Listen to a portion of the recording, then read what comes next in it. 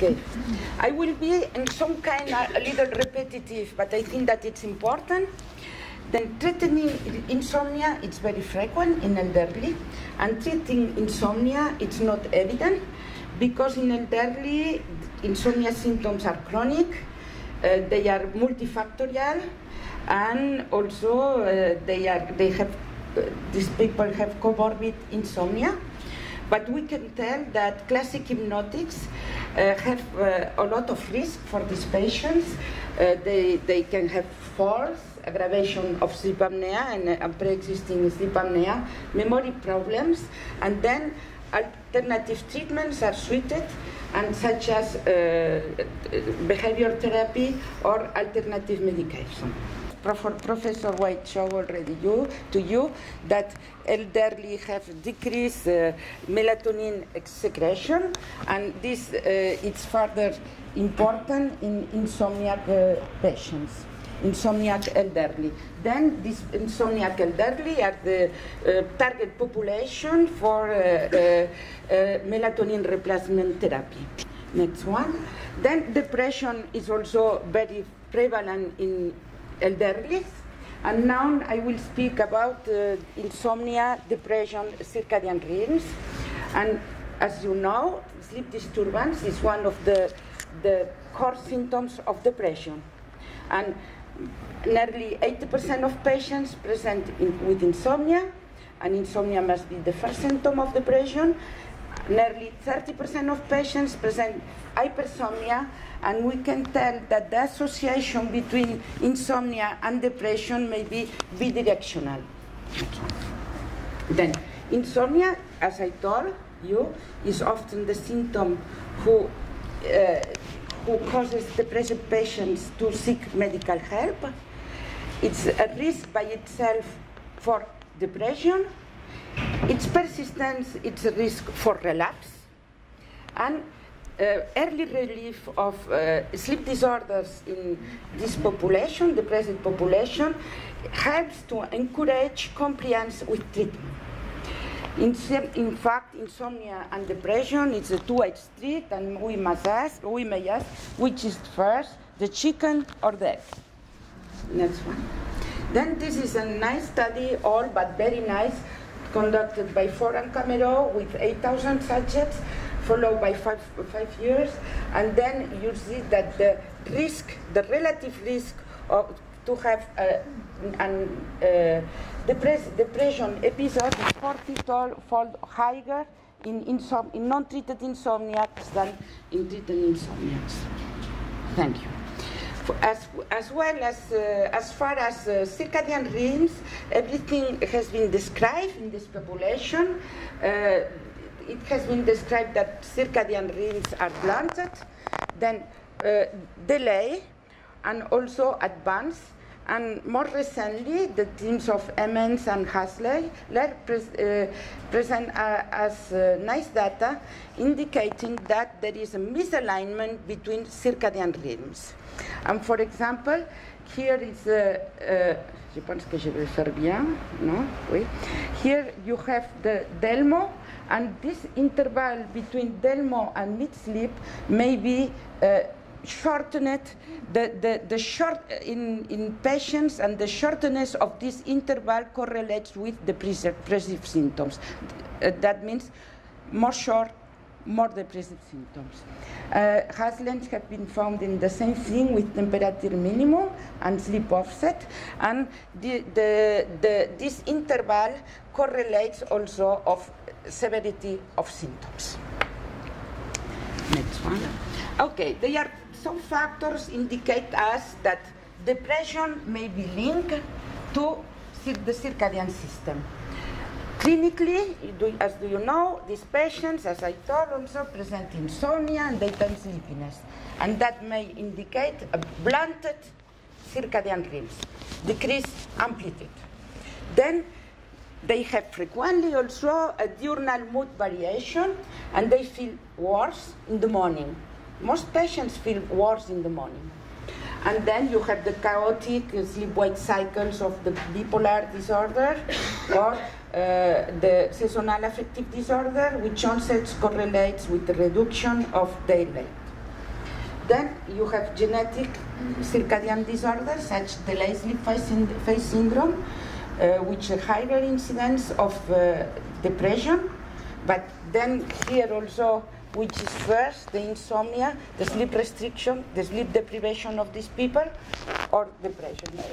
It's very difficult to tell. And then depression has been linked to polymorphism of clock genes. Then effectiveness, finally, effectiveness of treatments targeting circadian rhythms are effective for depression. For example, light therapy is effective for seasonal affective disorder, but it has been also used effectively in unipolar depression. Then cognitive and behavior therapy for bipolar disorders and sleep deprivation. Well, up until now, antidepressants acted via the catecholamine, and globally they have a genuine value in depression, but as you know, they take some weeks to be effective, and patients are still sometimes insomniacs, and some medications as tricycles and serotonin reuptake inhibitors may induce insomnia at the beginning of treatment, and they induce also very strong effects in REM. They inhibit REM sleep. These two medications can induce also periodic leg movements at night and aggravation of the insomnia. Other antidepressive acting mainly in 5-HT2C antagonist or 5-HT2A antagonist receptors. They improve sleep continuity, but they have a lot of hangover effects. They do not touch REM sleep, but they are very sedating at antidepressive dosage, and they may be not suitable for elderly patients. Then all of that supports the idea that chronobiotics as melatonin and melatonin agonists may be indicated in this population and even more in elderly depressive patients. Then what we have right now, it's a little repetitive. Today we have Circaden in Europe, no in States. Ramelteon in States, it does not have been approved in Europe, and agomelatine in Europe. All of them act in melatonin receptors, and agomelatine is different because it acts in melatonin receptors, but also is a 5-HT2C antagonist. Then the feature is tasimelteon. Tasimelteon is it's WANDA, and pyromelatine produced by Neurim. Next one.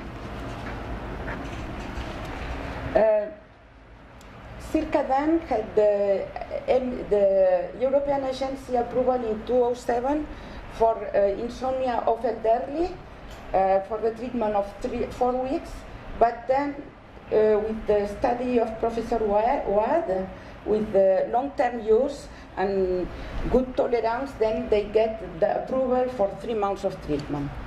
It improves sleep latency, sleep quality, and alertness at awakening. Ramelteon, it improves, it's indicated for insomnia with difficulty falling asleep, and agomelatine indication is depression. You know, it has a different mechanism of action, serotoninergic and melatoninergic, and the indication they get the European approval for depression in 2009. All of these medications have no withdrawal effect, no next day hangover effect, and the agomelatine, it does not induce weight gain, no sexual dysfunction, and I will speak a little more about agomelatine. What is interesting is that tasimelteon is melatoninergic and non-serotoninergic agent, is in phase 3 for the free-running sleep-wake problems of blindness, completely blind people. But they are starting now a study on depression as indication for depression. Then there is Promelatin, who is doing studies, phase 2 studies on insomnia. Next one. Along prolonged release melatonin, circadian, it's indicated in the insomnia of elderly. It's 2 milligrams, 2 hours before bedtime. It improves sleep quality and morning alertness, good tolerance, and persistence of action after 6 months of treatment, no tolerance, no addiction, no residual effects, and no withdrawal effects. Then this is the study of Professor Wade, in which it shows you that there is a maintenance of the effect of sleep latency versus placebo after 30 weeks of treatment, that's 6 months of treatment. And this is this item was request for the European agency to Neurim. Do you know? They told, well, we would like to know if you are effective in the combine of 2 items on the LEADS questionnaire. Not only in sleep latency, and not only in sleep quality, but also on daytime behavior. And then they do the statistics and they represent the results, and they could show that circadian is superior to placebo even with 2 endpoints together.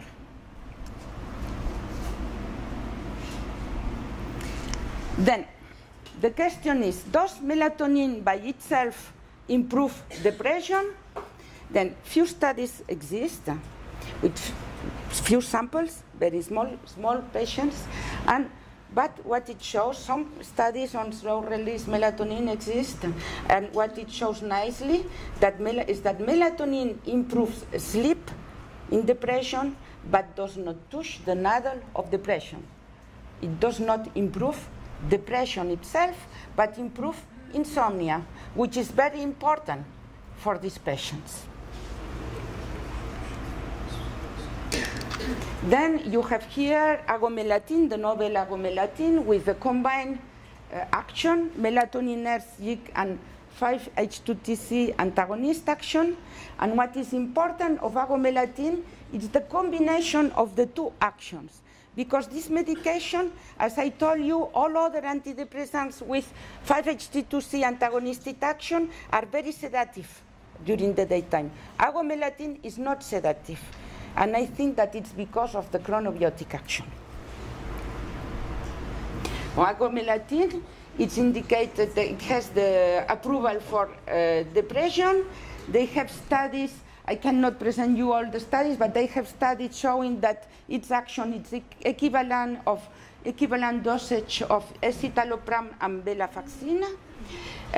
They have also one study showing that agomelatin is superior to efficacy in depression, is superior to fluoxetine, and one other study showing that it's superior to sertraline.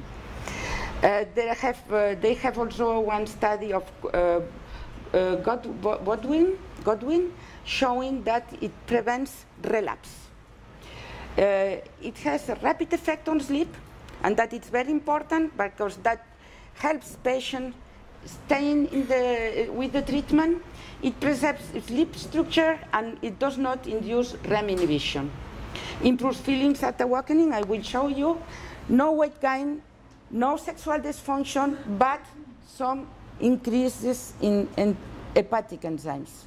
That means that when you want to use melatonin in depressive patients, you should test hepatic enzymes before treating, at 3 weeks, at 6 months, and so on, because there is a risk. Then this is a study that we did in 2 parallel groups of patients, about 60 patients by group. And as can you see, the same that with circadian, with agomelatin, you have a persistent effect on sleep latency that was polysomnography, different types of polysomnography, and you have a nice effect on sleep latency versus the comparator SSRI. And that persists for 24 weeks. One other thing is the persistence of sleep cycles Of course, the SSRI inhibited REM sleep, and this inhibition persisted through the study, 6 months. It was always there after 6 months of treatment. Then diurnal effects, do you see, with AGO and in gray, escitalopram in white, and with AGO they feel wide awake at awakening, clear thinking, and reduced daytime sleepiness. But in conclusion, I think that I am on time. Huh? Well, insomnia is a risk factor for depression. We all know that it's a risk factor. Prolonged release melatonin is efficient and well tolerated in elderly people, and is likely to do not. It's more safe in this population of elderly people. Then the efficacy of melatonin and melatonin agonists in MDD is limited, and maybe we will have more data in 1 or 2 years. I think that all of that provides that melatonin agonists, and especially prolonged release melatonin, may represent a relevant strategy for treating these people, elderly people, in combination with antidepressants. Then I guess that further work is needed to show the alteration of circadian rhythms in depressive patients and the action of these chronobiotics in this disease. Thank you very much.